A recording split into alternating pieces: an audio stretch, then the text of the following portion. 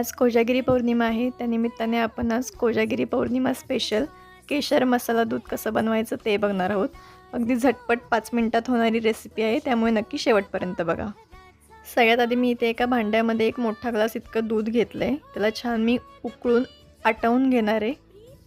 बघू शकता तुम्ही इथे दूध छान आटलं की त्यामध्ये मग आपण 1 चमचा इतकी साखर टाकणार आहे. इथे मी आता एव्हरेस्टचा केशर मिल्क मसाला टाकून घेणार आहे. यामध्ये काजू, बदाम, पिस्ता सगळं मिक्स असतं, त्यामुळे तुम्हाला वरून एक्स्ट्राचं काहीही टाकायची गरज नाही आहे. मी वरून केशर टाकून घेते आता आणि हे आता दूध आपण व्यवस्थित मिक्स करून घेऊया. आता बघा आपलं केशर मिल्क मसाला दूध एकदम तयार झालं आहे मस्त. मी एका कपमध्ये काढून घेते. तुम्हीसुद्धा नक्की ट्राय करून बघा. तुम्हाला रेसिपी कशी वाटली तेही मला सांगा कमेंटमध्ये. आणि जर तुम्हाला माझी ही रेसिपी आवडली असेल तर सेजस रेसिपीला सबस्क्राईब करायला विसरू नका.